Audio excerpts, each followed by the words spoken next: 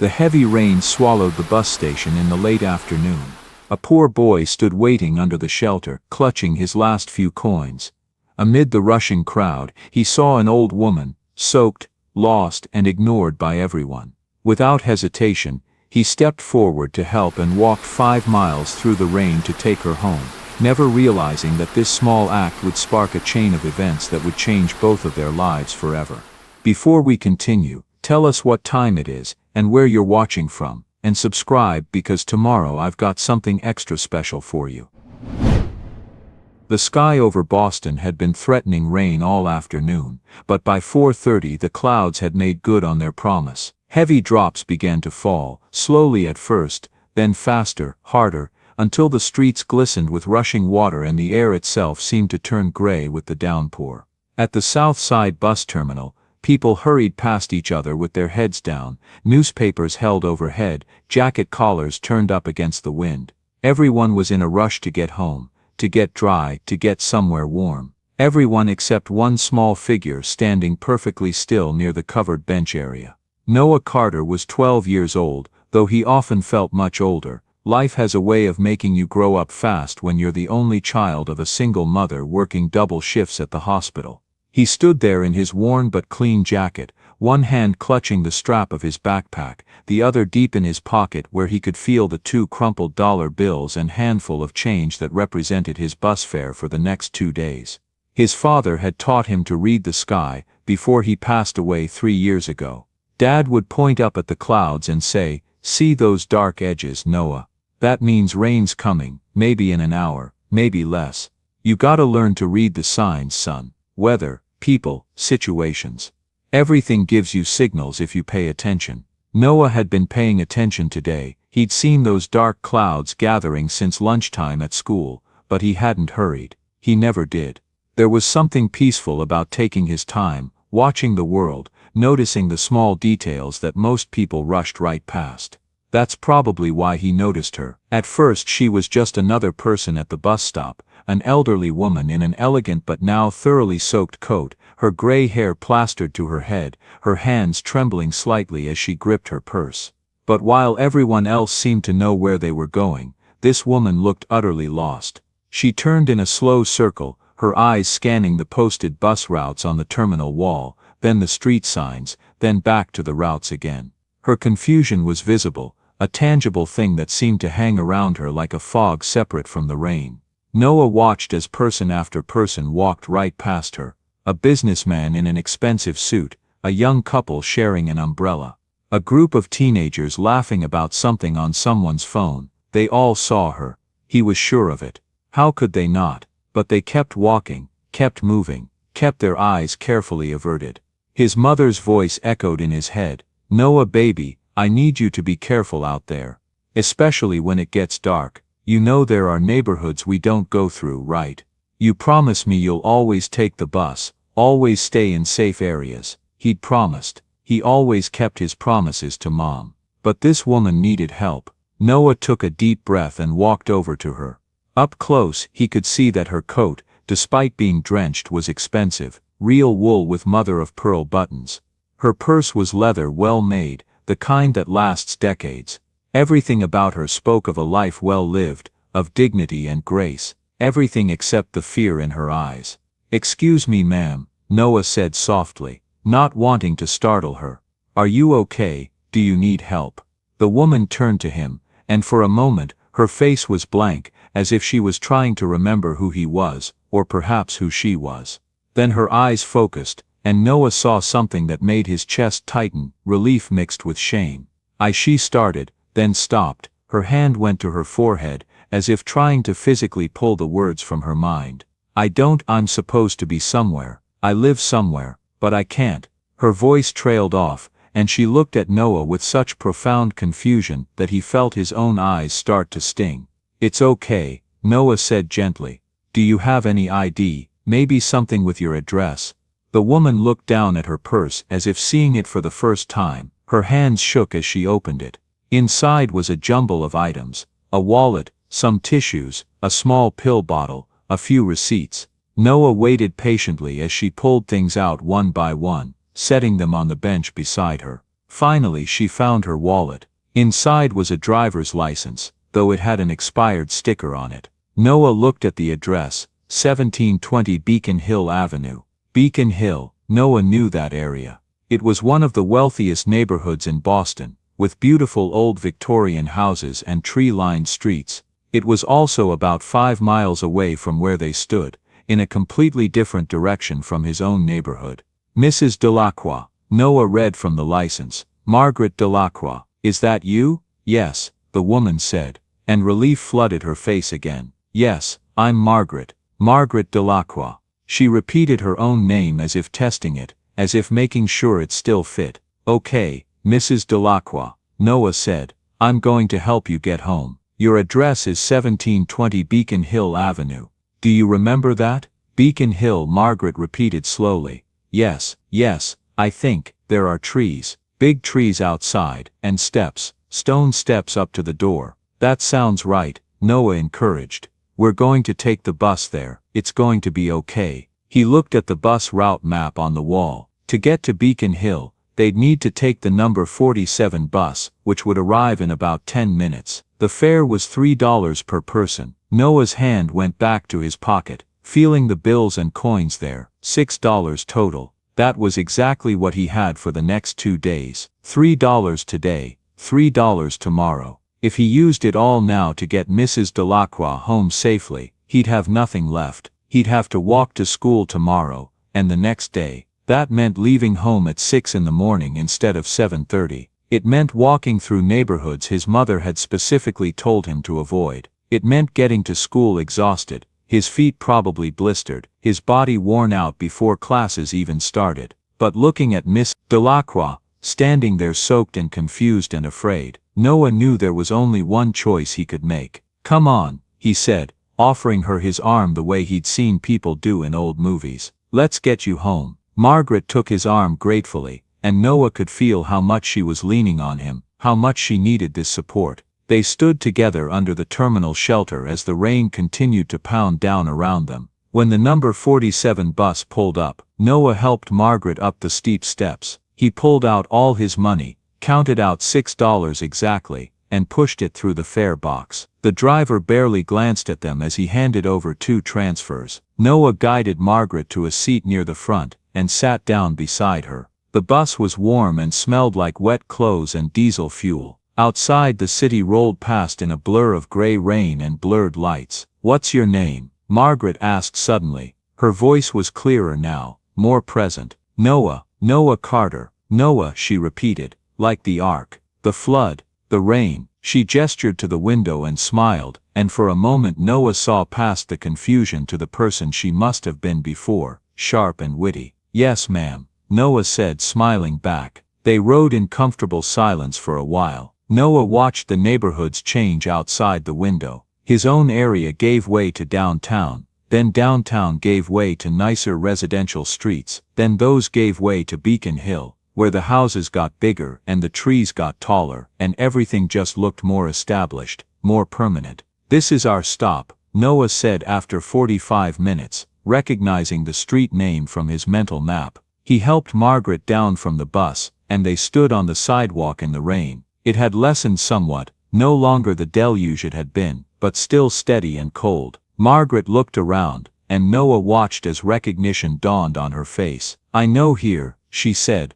pointing down the street. I know these houses. Which one is yours? Noah asked. Margaret walked forward with more confidence now, and Noah stayed close beside her. They passed several grand houses, each more beautiful than the last. Finally, Margaret stopped in front of a stunning 3-story Victorian, painted a soft cream color with dark green shutters. Stone steps, just as she'd remembered, led up to a heavy wooden door with an ornate brass knocker. This is home, Margaret said simply. Noah helped her up the steps. Before they could knock, the door flew open, and a man in his 60s wearing a vest and tie rushed out. Mrs. Delacroix, he exclaimed, his voice thick with relief and worry. Oh, thank God. We've been looking everywhere for you. When you didn't come back from your walk, we were so worried. I got a bit turned around, James, Margaret said apologetically. But this young man helped me. The man James looked at Noah for the first time, really looked at him.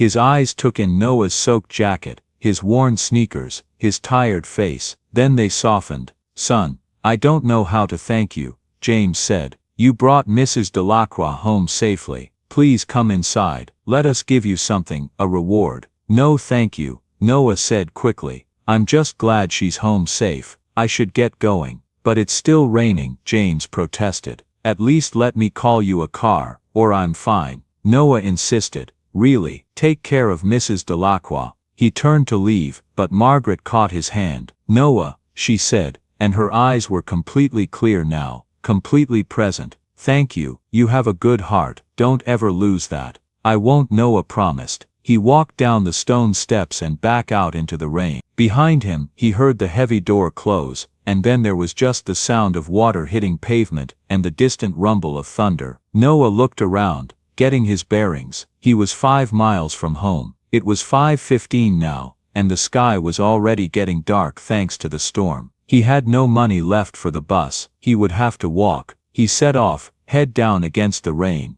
retracing the bus route in reverse. His sneakers squelched with every step. Water dripped down his neck from his soaked hair. The backpack on his shoulders felt like it weighed 100 pounds. The first mile wasn't too bad. He was still in Beacon Hill, where the streets were well lit and people occasionally passed by, safely under umbrellas. But as he walked, the neighborhoods changed again, going backward through the progression he'd watched from the bus window. By mile 2, he was in an area his mother had specifically warned him about. The street lights were fewer and farther between. Some of them were broken. The houses were smaller, many of them dark. Groups of men stood on corners, their eyes following Noah as he passed. He kept his head down, walked fast, tried to look like he knew exactly where he was going. A dog barked from behind a chain-link fence, making Noah jump. His heart was pounding now, and not just from the walking. Every shadow seemed threatening.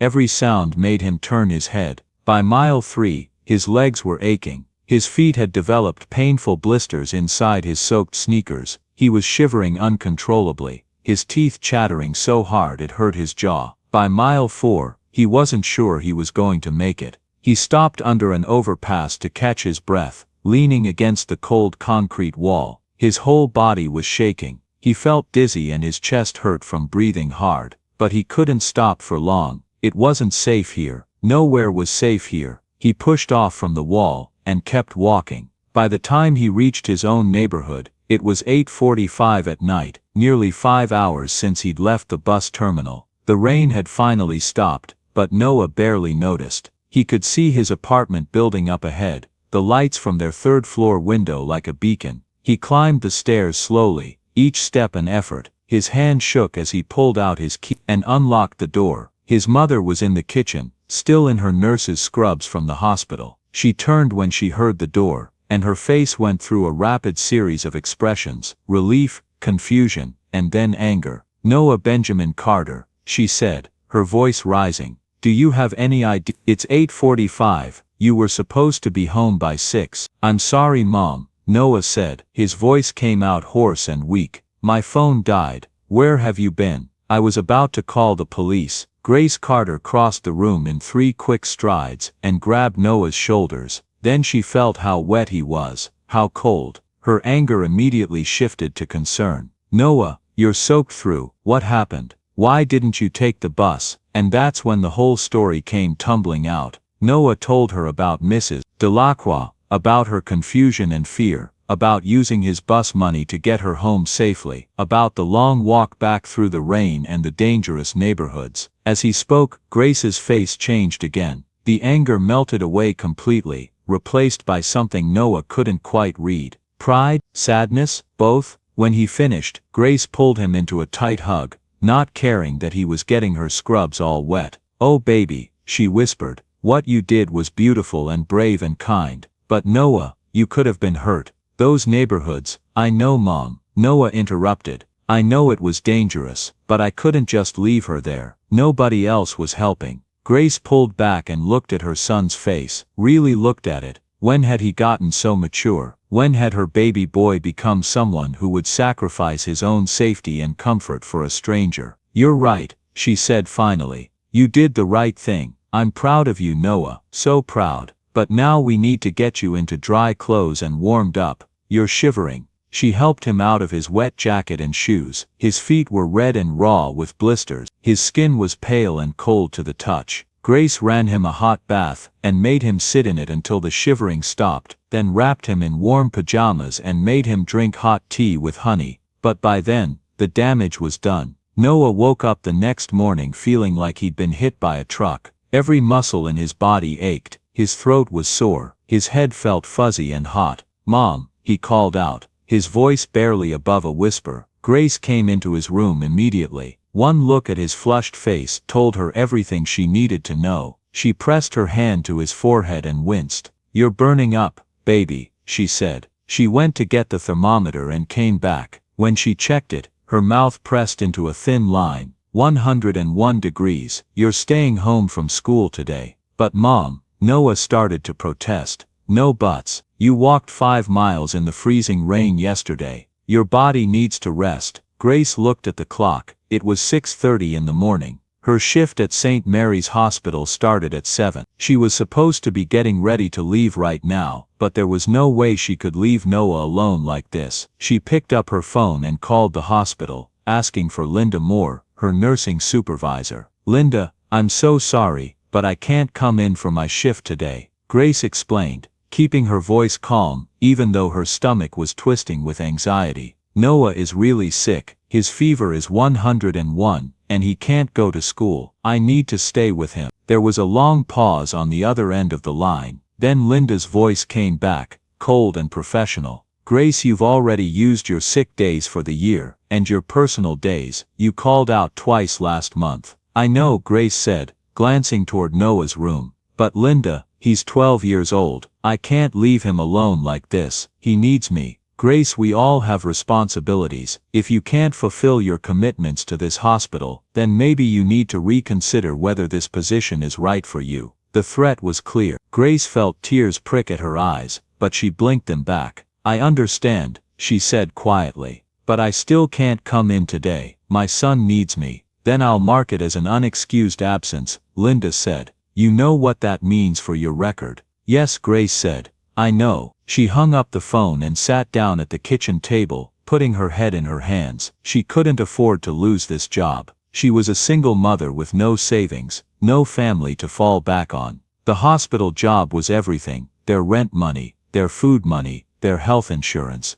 Without it, they would have nothing. But looking toward Noah's room, where she could hear him coughing weakly, she knew she'd made the right choice. He came first. He would always come first. Grace spent that Wednesday taking care of Noah. She made him drink water and take medicine. She used cool cloths on his forehead to try to bring the fever down. She checked his temperature every hour, watching with growing concern as it climbed higher and higher. By noon it was 102 degrees. By 3 in the afternoon, 103 degrees. Grace's nurse training kicked in. Fever climbing this high this fast, wet cough developing, chest pain when he breathed. Chills despite the fever. This was more than just a cold. This was potentially pneumonia. She sat beside his bed as the afternoon faded into evening, monitoring his breathing, watching his color, trying to decide what to do. They had no money for an emergency room visit. She'd just been threatened with losing her job. But Noah was getting worse, not better. By 8 o'clock that evening, Grace knew she had to call the hospital again, not to go to work, but to ask for advice, to see if there was any way they could help Noah without it costing thousands of dollars they didn't have. She called Linda Moore's direct line again. "Linda, it's Grace again. I'm so sorry to bother you, but Noah is much worse. His fever is 103 and climbing. He's coughing up mucus. I think he might have pneumonia. Is there any way?" "Grace," Linda interrupted, her voice even harder than it had been that morning. "I'm going to stop you right there. You called out today, leaving us short-staffed and scrambling to cover your patients. That's the third unexcused absence in 2 months. I've spoken with HR, and we've made a decision. We're terminating your employment, effective immediately." The words hung in the air like a physical blow. You're firing me," Grace whispered. "We're ending your employment due to repeated violations of our attendance policy. You'll receive a formal email within the hour with all the details." "I'm sorry, Grace, but this is a hospital. We need reliable staff. But my son is sick, Grace said, her voice breaking. He's really sick, he needs me. I understand that, Linda said, though her tone suggested she didn't. But your personal situation doesn't change hospital policy. The decision has been made. The line went dead. Grace sat there, phone still pressed to her ear, unable to process what had just happened. She'd been fired. She'd lost her job. She'd lost their income, their insurance, their stability, all because she'd stayed home to care for her sick child. She let herself cry for exactly 1 minute, then wiped her eyes, straightened her shoulders, and went to check on Noah again. His fever had climbed to 104 degrees. The email from Linda Moore arrived 30 minutes later, cold and official. Dear Grace Carter, this letter is to inform you that your employment with St. Mary's Hospital is hereby terminated, effective immediately, due to repeated violations of our attendance policy. Your final paycheck will be processed and mailed to your address on file. Please return all hospital property, including your ID badge and any keys, to Human Resources within 5 business days. Sincerely, Linda Moore, nursing supervisor. Grace read it 3 times, each word feeling like a small knife. Terminated. Immediately. Attendance policy. As if staying home with a seriously ill child was some kind of moral failure. She saved the email and closed her laptop. Then she went to check on Noah again. He was worse, much worse. His breathing was labored, his chest rising and falling rapidly. When she lifted his shirt to listen to his lungs with the stethoscope she kept in her medical bag, she heard the distinctive crackle of fluid. Pneumonia, definitely. He needed antibiotics, probably intravenous ones. He needed proper medical care. Grace sat beside Noah's bed all night Wednesday, dozing in the chair, waking every time his breathing changed, checking his temperature every hour. The fever wouldn't break. If anything, it was getting worse. By Thursday morning, when the pale gray light started filtering through the curtains, Grace knew they were out of options. Noah's fever was now 104.2 degrees. His lips had a slight blue tinge. His skin was gray and clammy. He was barely conscious, drifting in and out of a feverish haze where he saw his father standing at the foot of his bed, pointing at the clouds, and talking about reading the signs. Dad, Noah mumbled, his eyes unfocused. Dad, I can't read the clouds. They're too dark. I can't see the signs. Grace felt her heart breaking. She couldn't wait any longer. Insurance or no insurance, job or no job, money or no money, she had to get Noah to a hospital. Now, Noah baby, we're going to the hospital, she said gently, helping him sit up. Can you stand? Can you walk to the car? Noah tried, but his legs were too weak. Grace ended up half carrying him, supporting most of his weight as they made their way slowly down the stairs to their old car parked on the street. She bundled him into the passenger seat, wrapping him in blankets. Even though the morning wasn't particularly cold, he was shivering violently, his teeth chattering, his whole body trembling. The drive to St. Mary's Hospital took only 15 minutes. Grace knew it well. She'd made this drive 5 days a week for the past 5 years. She knew the ER doctors there. She knew the nurses, and she knew Sophia Ramirez, one of her closest friends, would be working the morning shift. As she pulled into the hospital parking lot, Grace made a decision. She couldn't afford pride right now. She would call Sophia and beg for help if she had to. Her son's life was more than her dignity. She parked as close to the emergency entrance as possible and pulled out her phone, dialing Sophia's number. Grace? Sophia answered on the second ring, sounding surprised. I heard what happened. I'm so sorry. Linda had no right. Sophia, Grace interrupted, her voice shaking. I need your help. It's Noah. He's really sick. I think it's pneumonia. His fever is 104. I just got fired so we have no insurance, and I don't know what to do. Please, please help me. There was no hesitation in Sophia's response. Bring him to the ER right now. I'm working triage today. I'll meet you at the doors. We'll figure something out.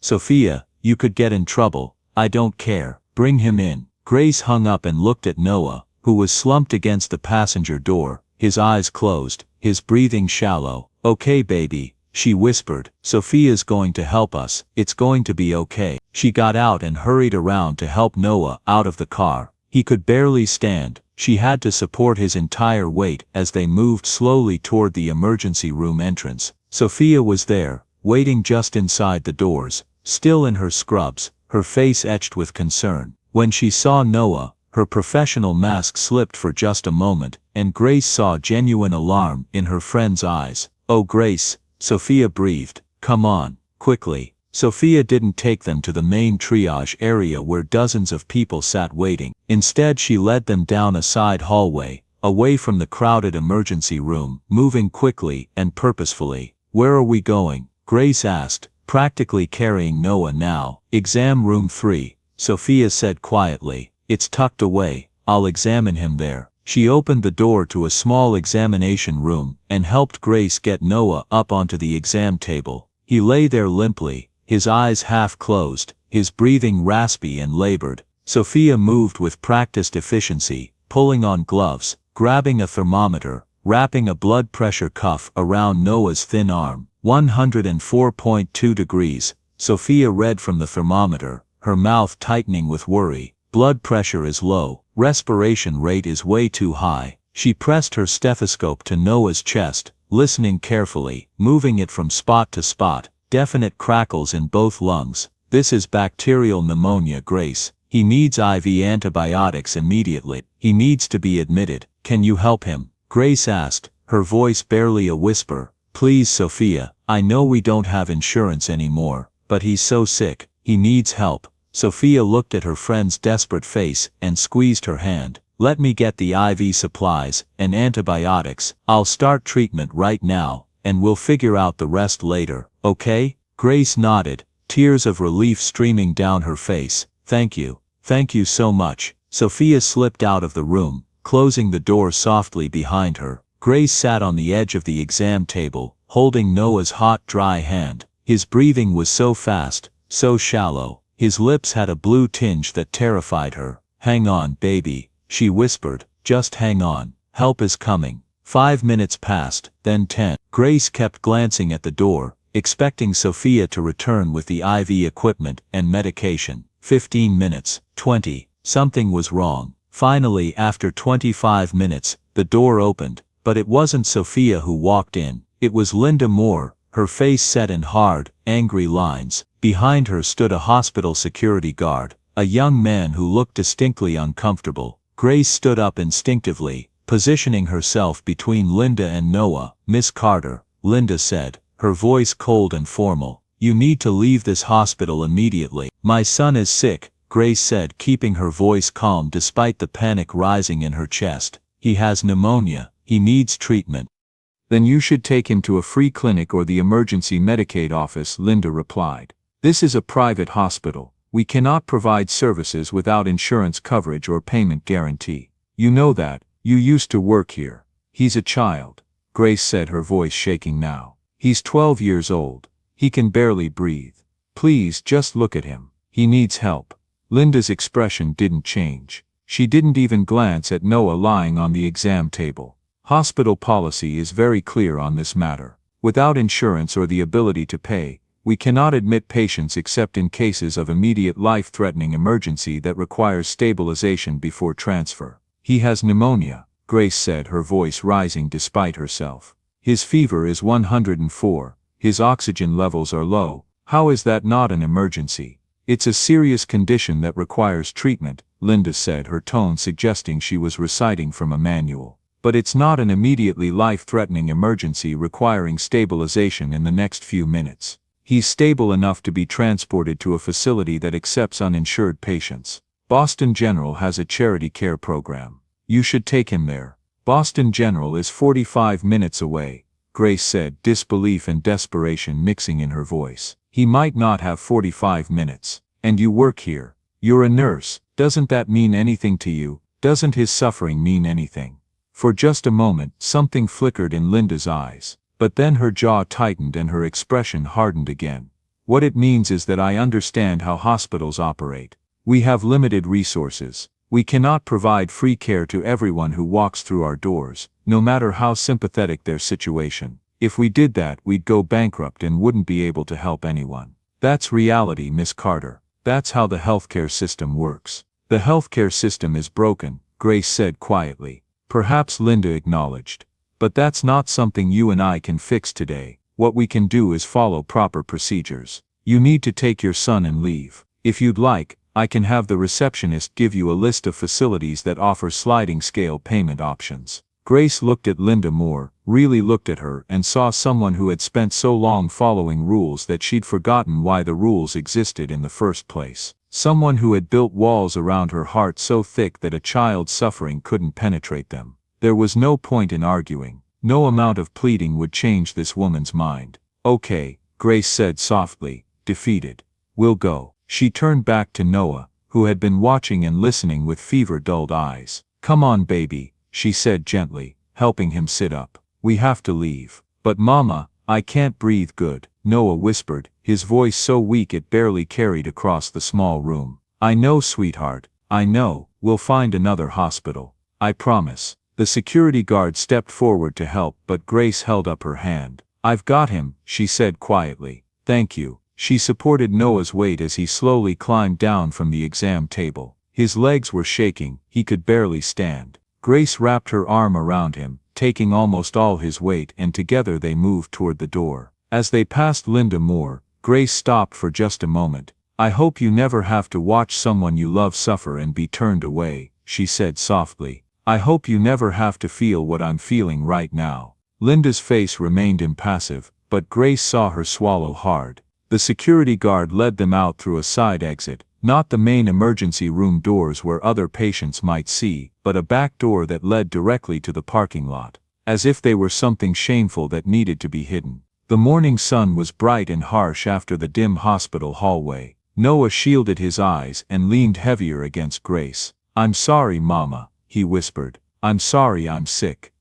Grace said, fighting back tears. You have nothing to be sorry for. Nothing. They made their slow way across the parking lot toward Grace's old car. Each step felt like a mile. Noah's breathing was getting worse, not better. His skin was gray, his lips were blue. Grace got him into the passenger seat and wrapped the blankets around him again. Then she closed the door and leaned against the car, her mind racing. Boston General was 45 minutes away. The free clinic didn't open until noon. The emergency Medicaid office would take hours of paperwork before any treatment could start. Noah didn't have hours. He might not even have 45 minutes. She didn't know what to do. For the first time in her life as a mother, Grace Carter had absolutely no idea how to save her child. She stood there in the parking lot, one hand pressed against the car, feeling the weight of complete and utter helplessness crushing down on her. And then she heard it, the quiet, elegant purr of an expensive engine. Grace looked up and saw a black Rolls-Royce gliding into the parking lot. It moved slowly, almost carefully, and stopped in the space directly in front of her car. For a moment, Grace felt nothing but confusion. Who drove a Rolls-Royce to a hospital at 9:30 in the morning? The back door opened and an elderly woman stepped out. She was elegant in a way Grace had only seen in movies, a navy wool coat with pearl buttons, matching pearl earrings, her gray hair styled in a perfect silver bob. Everything about her spoke of wealth and refinement. She carried herself with quiet authority, and when she turned toward Grace's car, her eyes were sharp and alert. Those eyes found Noah through the passenger window, and Grace watched as recognition flashed across the woman's face, followed immediately by concern. The woman walked over quickly, her gaze never leaving Noah. Excuse me, she said, and her voice was cultured, warm but worried. Is that Noah Carter? Grace blinked in surprise. Yes. How do you know my son? The woman's expression softened into something tender and grateful. Because 3 days ago, your son saved my life, she said simply. My name is Margaret Delacroix. I've been searching for him ever since. Grace felt her heart skip. This was her. The woman from the bus stop, the confused elderly woman Noah had helped home in the rain. Mrs. Delacroix, Grace breathed. Margaret looked through the car window at Noah, and her face changed as she took in his flushed skin, his labored breathing, his obvious illness. What's happened? She asked, turning back to Grace with alarm in her eyes. Is Noah sick? And that's when Grace broke. She didn't mean to. She'd been holding everything together. The fear, the desperation, the helplessness, but Margaret's genuine concern. her kindness, it cracked something open inside Grace. The tears came, and with them the whole story tumbled out. "He walked home in the rain," Grace said through her sobs. "After helping you, he used all his bus money to get you home safely, so he had to walk 5 miles through the storm, and he got sick. Pneumonia. His fever is 104. He can barely breathe. I brought him here, but we don't have insurance, and they just turned us away. They said he's not sick enough. They said to take him somewhere else. But I don't know where to go. I don't know how to help him." Margaret's face transformed. The concern became something harder, sharper, fury mixed with determination. "They turned him away," she repeated, her voice low and dangerous. "They turned away a child with pneumonia." "Hospital policy," Grace said bitterly. "No insurance, no treatment." Margaret was quiet for a long moment, but Grace could see the tension in her jaw, the fire in her eyes. "Come with me," Margaret said finally. "It wasn't a request, both of you. Come with me right now." She opened the passenger door of Grace's car and knelt down so she was at eye level with Noah. "Noah, sweetheart," she said gently, "do you remember me?" Noah's eyes opened. He looked at her with confusion for a moment, then something like recognition flickered across his face. "The lady," he whispered. "Bus stop." "Yes," Margaret said, her voice thick with emotion. "I'm the lady from the bus stop. You helped me get home when I was lost and scared. You were so kind to me, and now I'm going to help you. I'm going to make sure you get the treatment you need. I promise you." She stood and turned to her driver, who had remained in the Rolls-Royce. "Thomas, call Dr. David Nguyen. Tell him I need him standing by immediately. Tell him I'm bringing in a critical pediatric patient, and I want him personally overseeing the care. Tell him I'll be there in 2 minutes." "Right away, Mrs. Delacroix," Thomas said, already pulling out his phone. Margaret looked at Grace. "Follow my car. We're going back inside." "But they said," Grace started. "I don't care what they said," Margaret interrupted, her voice firm. "Your son needs help, and he's going to get it. Now, follow me." The Rolls-Royce pulled forward, leading the way back toward the hospital entrance. Grace got into her car, her hands shaking, not understanding what was happening, but feeling something like hope for the first time since they'd been forced to leave. Margaret didn't go to the emergency room. She went straight through the main entrance, across the polished lobby, directly to the reception desk. Grace hurried after her, supporting Noah's weight, watching in amazement as Margaret approached the receptionist with the bearing of someone who owned the place. "I need Linda Moore here immediately," Margaret said, her voice carrying authority that made several people in the lobby turn to look. "Tell her Margaret Delacroix is here and requires her presence. Now." The receptionist's face went pale. "Yes, Mrs. Delacroix, right away." She grabbed the phone and spoke urgently. Less than 90 seconds later, Linda Moore appeared, walking quickly across the lobby with a professional smile on her face. But when she saw Margaret standing there, and saw Grace and Noah beside her, she stopped dead. The smile vanished. The color drained from her face. "Mrs. Delacroix," Linda said, and her voice had lost all its earlier coldness. Now it was nervous, uncertain. "I didn't know you were here." "How can I?" "You can explain," Margaret interrupted, her voice cutting like a knife. "Why you just refused emergency medical treatment to this child." Linda's mouth opened and closed, her eyes darted to Grace and Noah, then back to Margaret. "The patient has no insurance coverage, and hospital policy requires. This child," Margaret said, and her voice was rising now, filling the lobby, making people stop and stare, "has bacterial pneumonia. His fever is 104 degrees, he can barely breathe, and you sent him away. You told his mother to take him somewhere else. You valued your policy over his life. Mrs. Delacroix, if I had known you were involved, I would have." "That's exactly the problem," Margaret cut her off, her eyes blazing. "You would have helped if you'd known I was involved. But you didn't help when it was just a sick child and his frightened mother. You didn't help because they couldn't pay. You saw a person in need, and you turned away." Linda was sweating now, her face flushed. "I was following hospital protocol. Let me tell you about this boy," Margaret said, her voice dropping lower but somehow becoming even more powerful. 3 days ago I had an episode, my Alzheimer's. Yes, I have Alzheimer's. Miss Moore left me confused and lost at a bus stop in the rain. I didn't know where I was. I didn't know how to get home. I was terrified, and dozens of people walked right past me. They saw me, and they kept walking.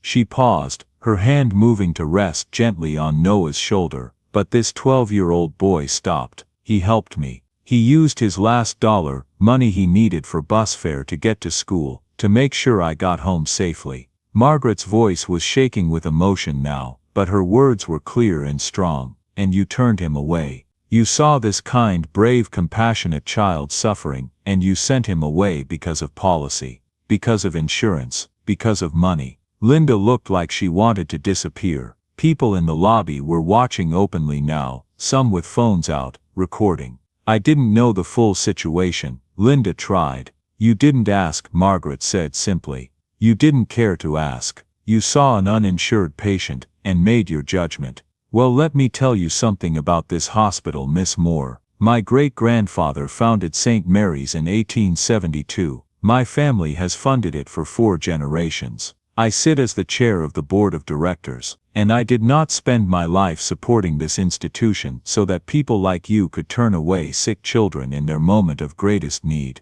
She stepped closer to Linda, her voice dropping to something quieter but infinitely more dangerous. Noah Carter will receive immediate and comprehensive medical care. He will be admitted to the finest room we have. Dr. David Nguyen will oversee his treatment personally. Every resource this hospital possesses will be made available to him. All costs will be billed to my personal account, and Miss Moore. Yes, ma'am, Linda whispered. You and I will be having a very long conversation with the board about your understanding of what this hospital stands for, but that conversation will wait until this child is safe and recovering. Do you understand me? Yes, Mrs. Delacroix, Linda said, her voice shaking. Completely. Then make it happen. Now, Linda turned to the receptionist, her hands trembling.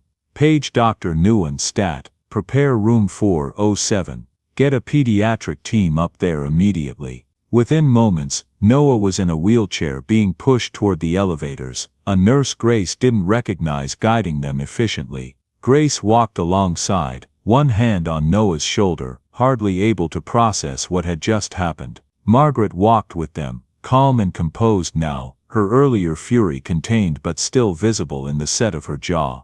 They rode the elevator to the 4th floor in silence. The doors opened to the pediatric ward, and they were led to room 407, a beautiful spacious suite with a real bed, comfortable furniture, large windows with views of the Boston skyline.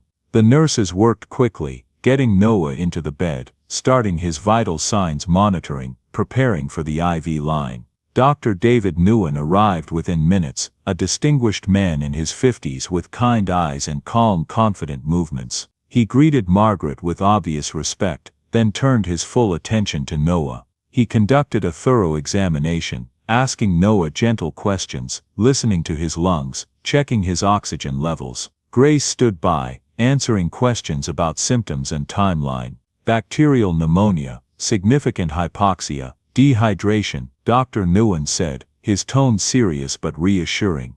We'll start oxygen support immediately, IV antibiotics, IV fluids. I want chest x-rays and blood cultures. We'll monitor him closely. With aggressive treatment, he should start improving within 24 to 48 hours. He'll need to stay with us for several days, but he's going to be fine. Grace felt her knees weaken with relief. Thank you, she whispered. Thank you so much. Dr. Nguyen smiled warmly. That's why we're here. He left to order tests, and the nurses began their work. Oxygen cannula placed gently in Noah's nose. IV line started in his arm. Monitors beeping softly as they tracked his heart rate and oxygen levels. Grace sat on the edge of Noah's bed, holding his hand, watching as the oxygen helped his breathing ease, as the IV fluids began to work, as color slowly started to return to his face. Margaret stood by the window, giving them space, but Grace could see her wiping tears from her eyes. After a few minutes, when Noah had drifted into a more peaceful sleep, Grace stood and walked over to Margaret. Mrs. Delacroix, she started, but Margaret held up her hand. Please call me Margaret. Margaret, Grace said, her voice breaking. I don't know how to thank you. You saved his life. You saved my son's life." Margaret turned to face her, and Grace saw tears streaming down the older woman's face.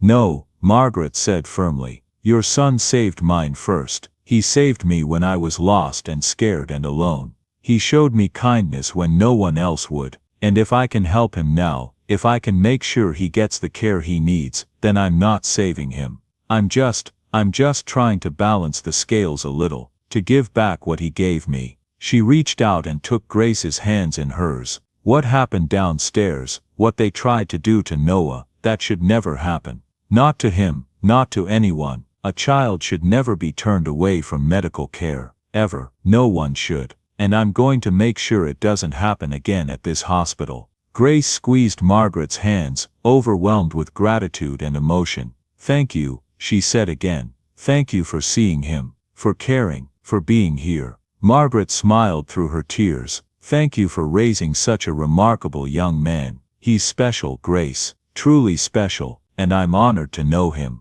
They stood there together, two women from completely different worlds, connected now by a 12-year-old boy who had simply chosen to be kind when kindness was needed. And in the bed behind them, Noah slept peacefully for the first time in days, finally getting the care he so desperately needed, finally safe and healing. The circle of kindness, broken for a moment by cruelty and indifference, had been restored by one woman's determination to honor a child's compassion.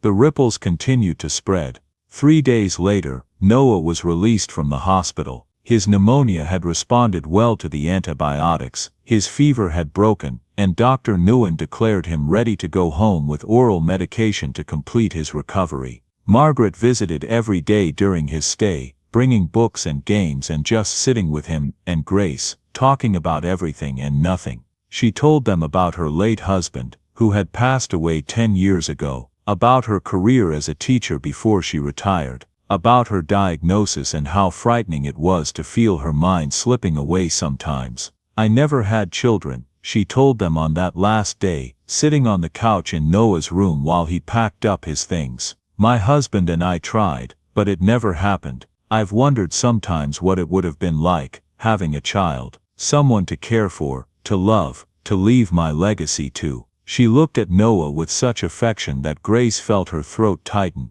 "But maybe," Margaret continued, "maybe family isn't just about blood. Maybe it's about the connections we make, the people who show us kindness when we need it most." Noah looked up from the bag he was packing. "My dad used to say that family is the people who show up for you when everything's falling apart." Margaret smiled, tears glistening in her eyes. "Your father sounds like he was a wise man." "He was," Noah said simply. On their way out of the hospital, they passed through the main floor and encountered Sofia Ramirez. She stopped when she saw them, her face breaking into a huge smile. "Noah, you look so much better." She gave him a careful hug, mindful of his still healing lungs. "Thanks to you," Grace said. "Sofia, if you hadn't tried to help us, anyone would have done the same." Sofia protested. "No," Margaret said, stepping forward, "not everyone would have. Not everyone did. You risked your job to help a friend and her sick child. That takes courage and compassion." She reached into her purse and pulled out a business card. "My name is Margaret Delacroix. I'd like to talk to you about a position on the hospital's board of directors. We need more people like you making decisions about patient care." Sofia took the card, looking stunned. "I thank you, I'd be honored." As they walked to the car, Margaret carrying Noah's bag despite Grace's protests, Noah suddenly stopped. "Mrs. Delacroix," he said. "Yes, dear, what happened to Miss Moore?" "The supervisor who threw us out." Margaret's expression became serious. "Linda Moore is no longer employed by St. Mary's Hospital." Her actions demonstrated a fundamental lack of compassion and judgment that is incompatible with healthcare leadership. She's been replaced by someone who better understands that our mission is to help people, not to exclude them.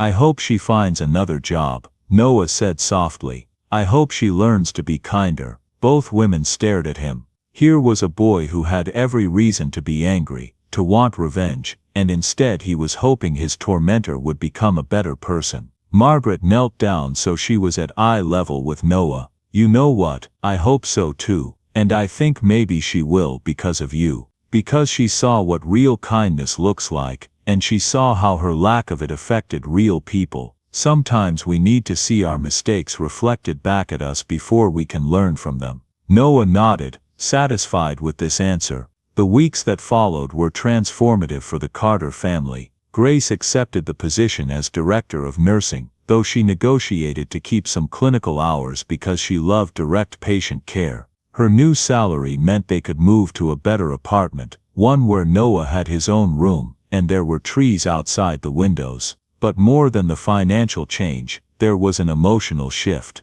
Grace had always felt like she was scrambling, always one emergency away from disaster, always afraid. Now, for the first time in years, she felt secure. She felt valued. She felt like she could breathe. Noah recovered fully, though Dr. Nolan recommended he stay home from school for 2 weeks to fully regain his strength. During that time, Margaret visited often. She would bring lunch and sit with Noah while Grace was at work, talking with him about books and history and life. One afternoon, Margaret arrived with a small velvet box. "Noah," she said, sitting beside him on the couch, "I want to give you something. It belonged to my father." She opened the box, revealing a silver medallion on a chain. Engraved on the medallion were the words, "Service above self." "My father wore this every day of his adult life," Margaret explained. "He was a doctor, and he believed that the purpose of life was to serve others. He said that when you put service above self, when you help others, even when it costs you something, that's when you truly live.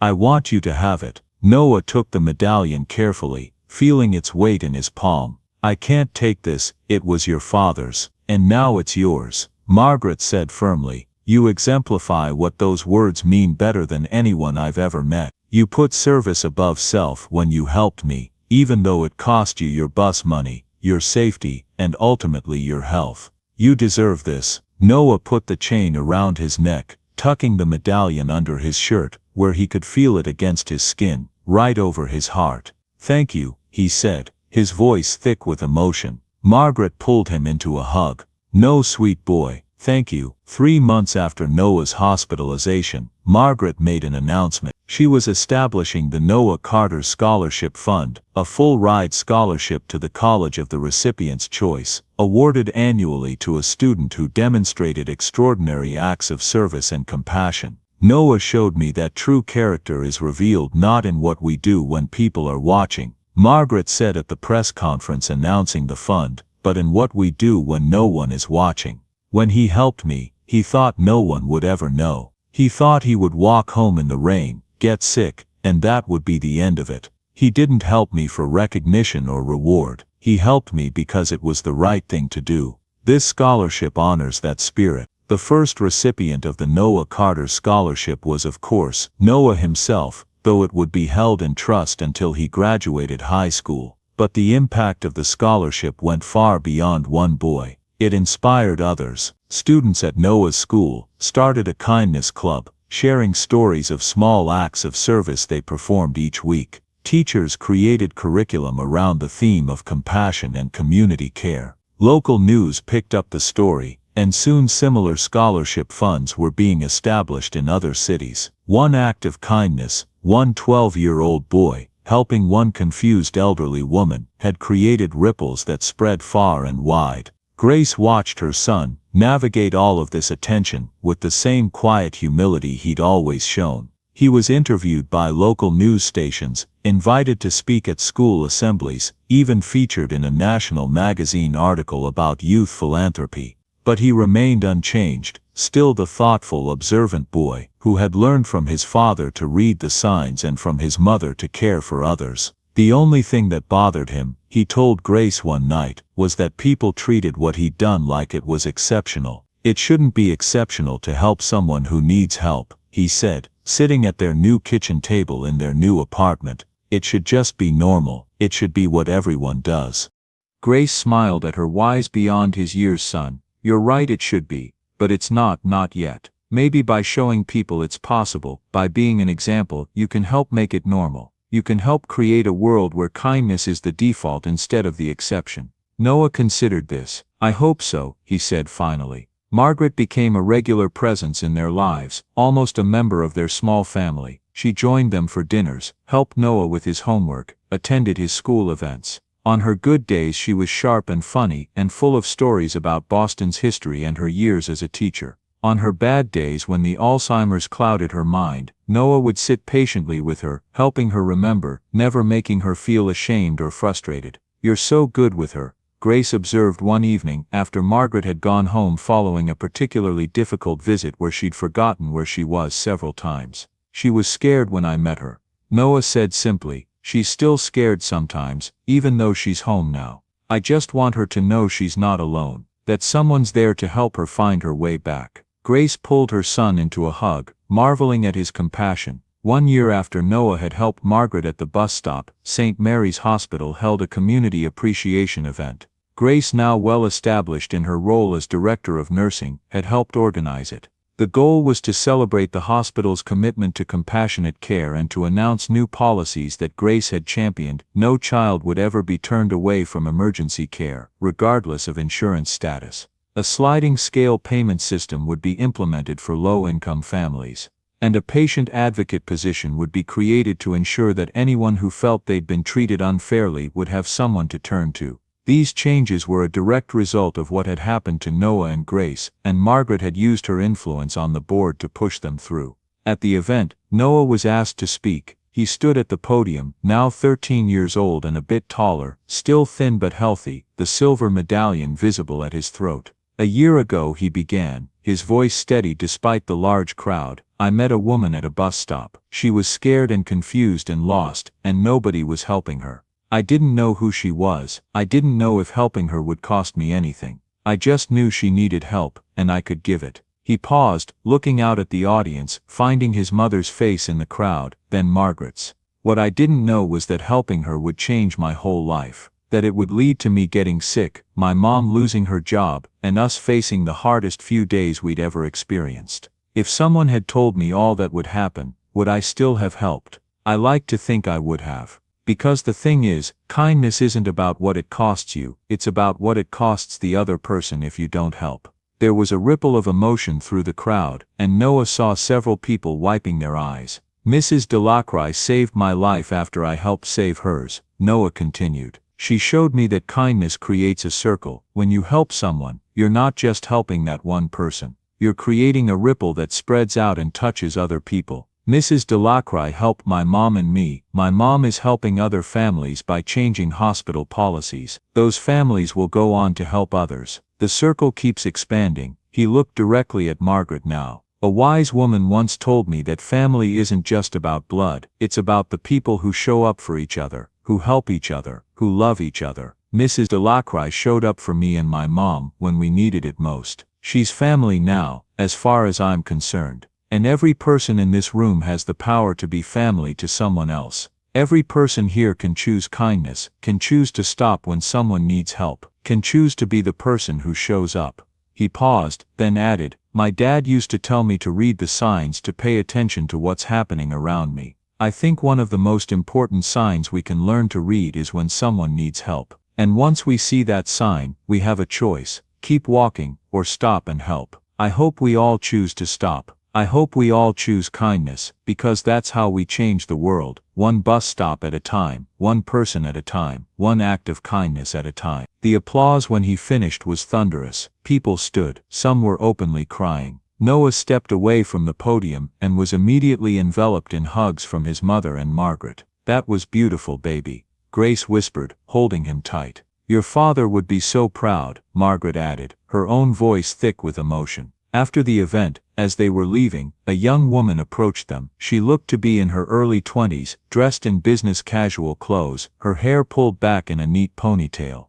"Excuse me," she said to Noah. "My name is Ashley. I just wanted to tell you that your speech really affected me. I'm a nursing student, and I got into healthcare because I wanted to help people. But lately, I've been so stressed about grades and exams and student loans that I'd kind of forgotten why I started. Your story reminded me, it's about the people, it's about being there when someone needs help. Thank you for that reminder." Noah smiled at her. "You're going to be a great nurse," he said with the certainty of someone much older, "because you remember why you started, and you're willing to be reminded when you forget. That's what matters." Ashley's eyes filled with tears, and she nodded, unable to speak. She shook his hand, thanked him again, and walked away. "You know," Margaret said, watching the young woman leave, "you're going to spend your whole life doing that, Noah. Reminding people of what matters, inspiring them to be better. That's your gift."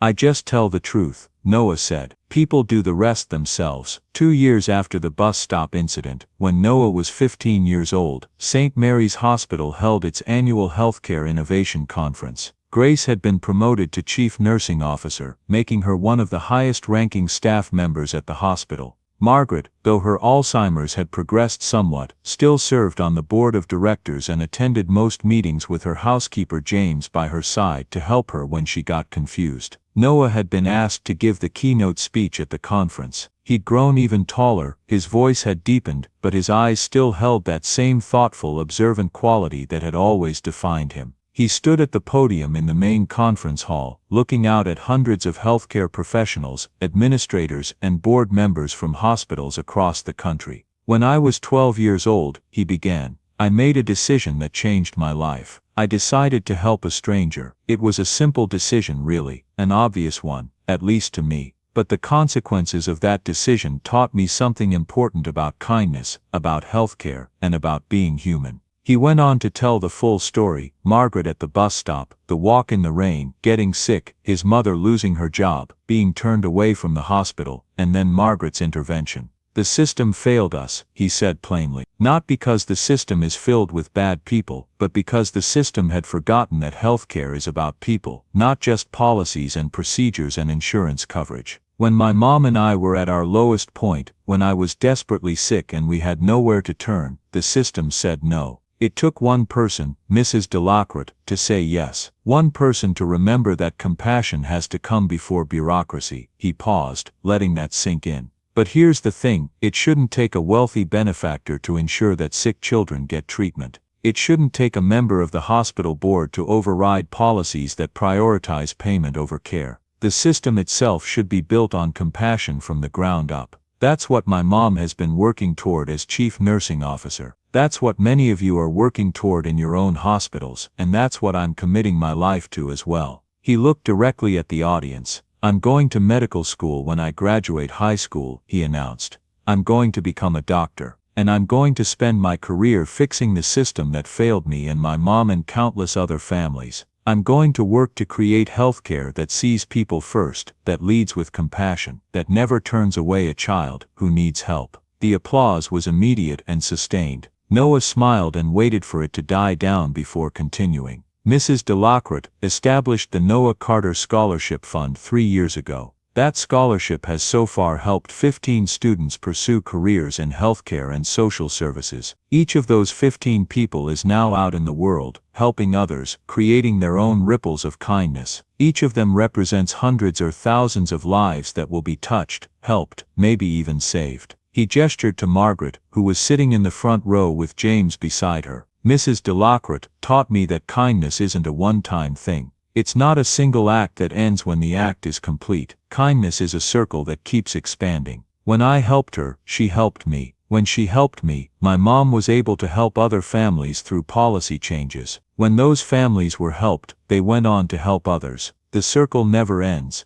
It just keeps growing, touching more and more lives." Noah's voice grew stronger, more passionate. "Every person in this room is part of that circle. Every patient you treat, every policy you implement, every decision you make, you're creating ripples. The question is, what kind of ripples do you want to create? Do you want to create ripples of compassion and care, or ripples of bureaucracy and exclusion? Do you want to be the person who says yes when someone needs help, or the person who hides behind policy and says no?" He looked around the room, making eye contact with as many people as he could. "My dad told me to read the signs, to pay attention. The biggest sign in healthcare is when someone is suffering and needs help. That sign should never be ignored. That sign should never be buried under paperwork and insurance requirements. That sign should be the loudest, clearest, most important sign you read every single day." Noah reached up and touched the silver medallion at his throat. service above self. That's what this medallion says, and that's what I choose to live by. When I'm a doctor, I'll choose to see the person before the policy. I'll choose compassion before cost. I'll choose to be the kind of healthcare provider who creates ripples of kindness that spread far beyond my individual interactions. He leaned forward, his voice dropping to something more intimate, more personal. Here's what I know for sure: kindness costs something. It cost me my bus money, my health, and my mom her job, at least temporarily. But you know what kindness creates? It creates more kindness. It creates a world where people help each other. It creates systems that prioritize human dignity over profit margins. It creates healthcare that actually heals, not just physically but emotionally and spiritually too. He straightened up, his voice strong again. So I'm asking all of you, choose kindness. In every interaction, every decision, every policy you create or enforce, choose kindness. Choose to see people. Choose to help. Choose to be the person who stops when someone needs you instead of walking past. Because that's how we change healthcare. That's how we change the world. One choice at a time, one person at a time, one act of service at a time. When Noah finished, the entire audience rose to their feet. The ovation lasted several minutes. Many people were crying openly. Noah stepped away from the podium and was immediately surrounded by healthcare professionals who wanted to shake his hand, thank him, tell him their own stories of why they'd gone into healthcare and how his words had reminded them of their purpose. Margaret made her way through the crowd to him, James supporting her arm. She was crying, but she was smiling too. Noah, she said, cupping his face in her hands, you magnificent, beautiful boy, you're going to change the world. You're already changing it. We're changing it together, Noah corrected gently. All of us. That's how it works. Grace joined them, wrapping her arms around both Noah and Margaret. Family, she said simply. Family, Margaret and Noah echoed, and standing there in that conference hall, surrounded by hundreds of people who had been moved and inspired by Noah's story and his words, the three of them represented everything that healthcare should be: compassion, connection, and an unwavering commitment to helping those in need. Noah's story spread far beyond that conference. Videos of his speech went viral online. News outlets picked it up. He was invited to speak at medical schools, nursing programs, and hospital board meetings across the country. The Noah Carter Scholarship Fund expanded to include multiple scholarships at dozens of institutions. But perhaps the most significant impact was harder to quantify. It was in the individual choices made by individual people who heard his story. The nurse who advocated more strongly for a patient who couldn't advocate for themselves. The administrator who pushed for policy changes that prioritized care over cost. The medical student who remembered why they'd chosen medicine in the first place. The stranger who stopped to help another stranger, even when it was inconvenient or costly, because that's what kindness does. It multiplies, it spreads, it creates circles that expand outward, touching more and more lives, creating more and more ripples, until the whole world is just a little bit kinder than it was before. 5 years after Noah helped Margaret at that bus stop, he graduated high school as valedictorian. Margaret, now struggling more significantly with her Alzheimer's but still present and engaged on her good days, attended the ceremony with James and Grace. In his valedictorian speech, Noah didn't talk about academic achievement or future goals. Instead, he talked about his father who had taught him to read the signs. He talked about his mother, who had shown him what it meant to sacrifice for others. And he talked about Margaret, who had demonstrated that true wealth isn't measured in money, but in the impact you have on other people's lives. The most important thing I've learned, he said to his graduating class, isn't anything I learned in a classroom. It's this: we're all connected. We're all part of the same story. What we do matters, not just to us but to everyone whose lives we touch. And we have a choice every single day about what kind of story we want to create. Do we want to create a story of indifference and isolation, or a story of connection and compassion? Do we want to be the people who walk past those who need help, or the people who stop, who notice, who care? He paused, looking out at his classmates, many of whom he'd known since elementary school. You all know my story by now. Most of you have heard it more times than you probably wanted to, he said, with a slight smile, and there was warm laughter from the audience.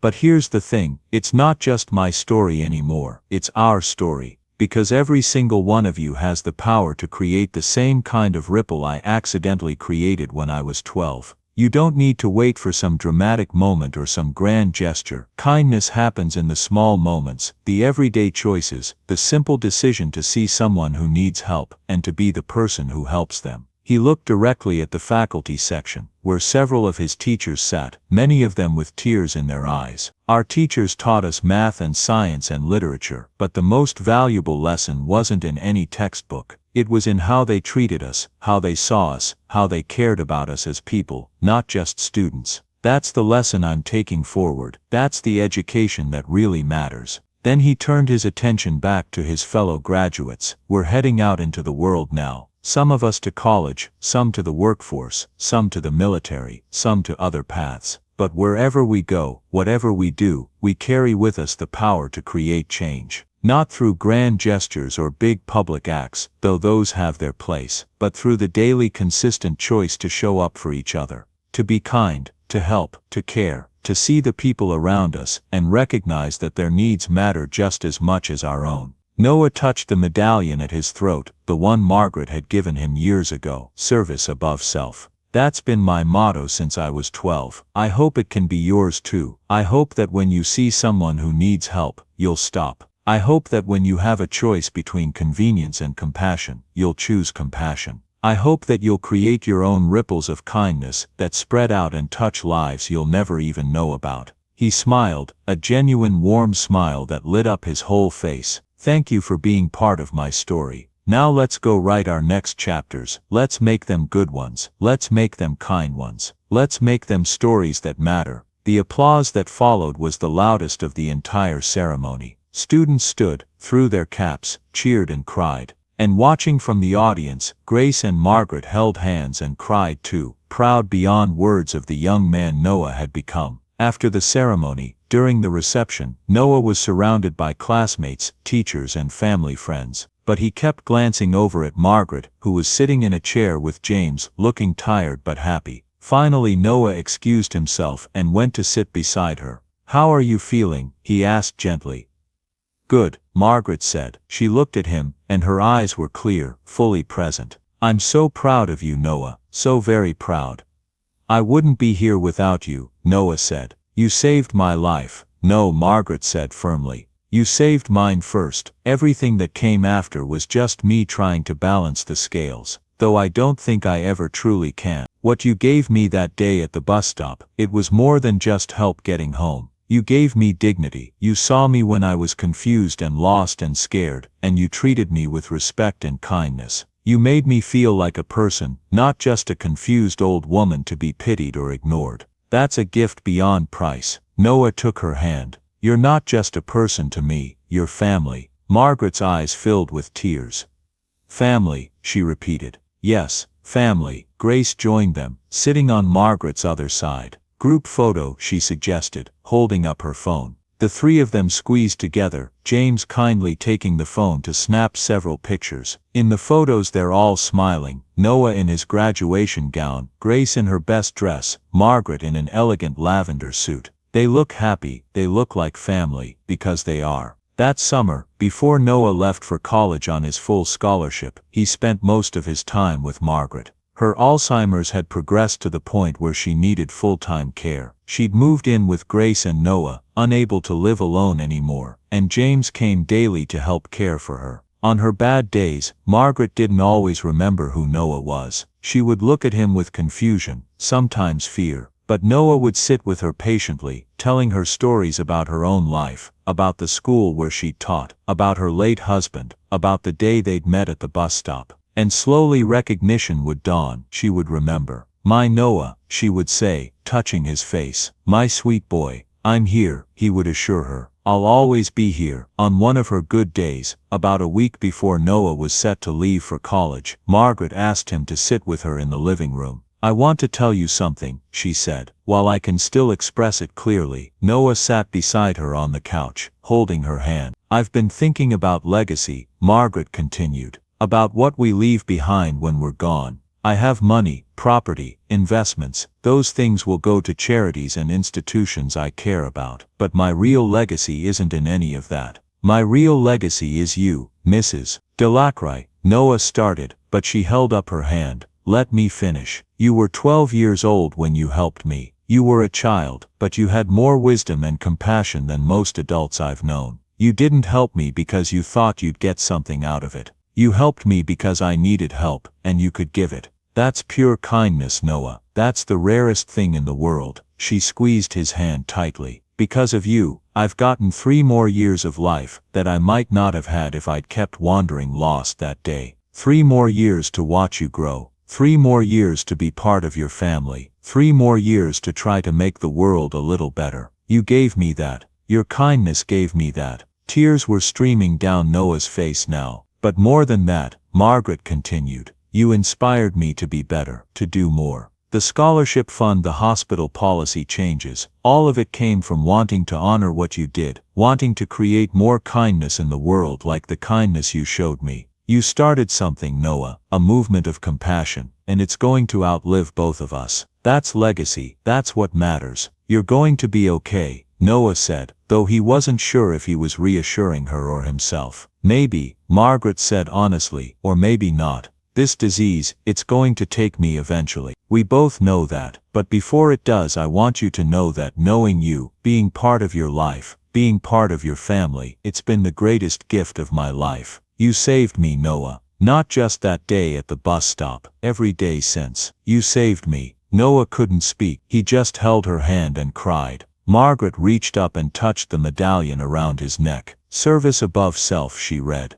You live that every day, keep living it, keep being exactly who you are. The world needs more people like you, I promise, Noah whispered. That moment, sitting in the living room with Margaret, was one Noah would carry with him forever. It was one of the last truly clear conversations they would have. In the weeks and months that followed, Margaret's condition deteriorated significantly. She had fewer good days and more bad ones. Eventually she needed to move to a specialized memory care facility where she could receive round-the-clock professional care. Noah visited her every time he came home from college. Sometimes she knew him, sometimes she didn't. But he always came, he always sat with her, he always held her hand, and told her stories. Grace continued to visit daily, bringing updates about the hospital, about policy changes, about the Noah Carter Scholarship recipients, and the amazing work they were doing in their communities. Margaret passed away peacefully 2 years later, with Grace and Noah by her side. She was 83 years old. At her funeral, Noah delivered the eulogy. He talked about meeting her at the bus stop, about her clarity and confusion, about her kindness and generosity, about how she had become family.